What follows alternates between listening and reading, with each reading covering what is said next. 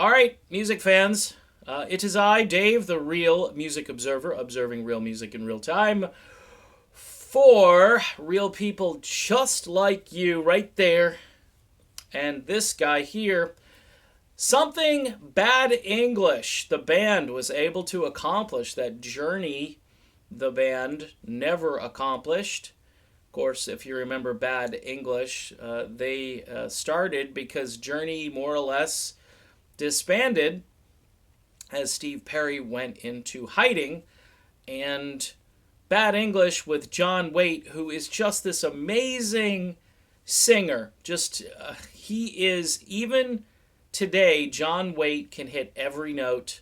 Uh, if anyone has the voice they once had back in the 80s or even late 70s, John Waite is that guy right now as I speak. He is phenomenal.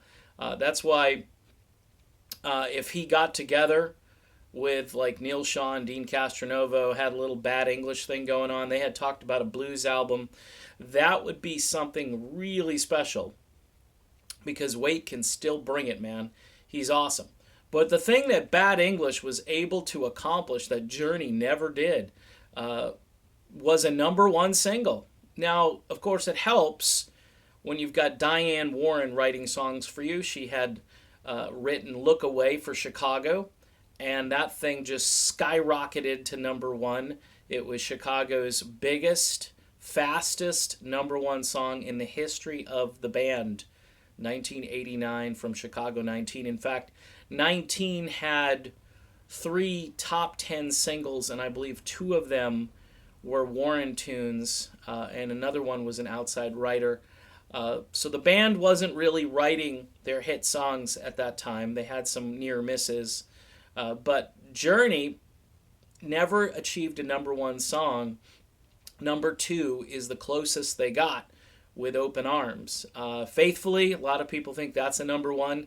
That's a top 20. I think it stalled at number 12 or something like that, which in hindsight, you're thinking, people, come on. But you never know. When you've got a lot of competition on the charts, and Journey had a ton of competition when Escape was out. They had a lot of stuff that was very good around them, so it was harder for them to poke through and get to number one. But Bad English, When I See You Smile, number one, and then Price of Love was a top 5 song as well. So this debut album by Bad English, and we also get to see Dean Castronovo probably for the first time. He's just a bunch of hair. If you look at the pictures, it's just, Dean is just hair, okay? He's back there. He looks about 15, and he'd already been around for quite some time. I know he went on tour with like Blue Oyster Cult, as an opening act. I forget what the band was, but he was in a number of bands during the 1980s before Neil Shaw plucked him and said, hey, I want this guy in Bad English. And you had John Cain in the band. You had Ricky Phillips playing bass, who is also a great musician. I think he's a member of Styx right now, and he's done a ton of stuff.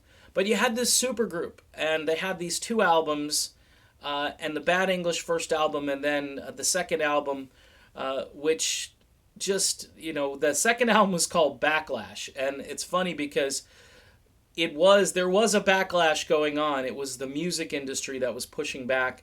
Of course, I read somewhere that the guys had already sort of hung this up, and they really weren't going to tour, and they didn't like the corporate rock image and so forth, and they just wanted to move on and do their own thing.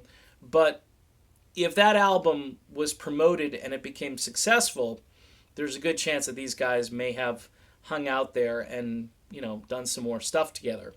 The label bailed because the band kind of bailed. When you have a number one on your first album, though, you've got to think, hey, sophomore jinx. But the material on Backlash, I think, is just as good as the material that was on the first album. So it's a little odd to think that Bad English only had 2 albums, and they accomplished, in 2 albums, they accomplished something that Journey as a band over their entire career has never done on the actual top 40 charts, the Billboard top 40 charts, and that's to score a #1 song. So that's it for my video. I thought it fascinating. Diane Warren, she was a great songwriter. I think she's still writing, but she was sought after by so many different artists, and she scored big. If you go look at all of her #1s and big hit songs, she's got a ton of them. All right, that's it for my video. I'll be back with more real music talk in real time for real people just like you and just like me, and we'll do it real soon. Talk to you then.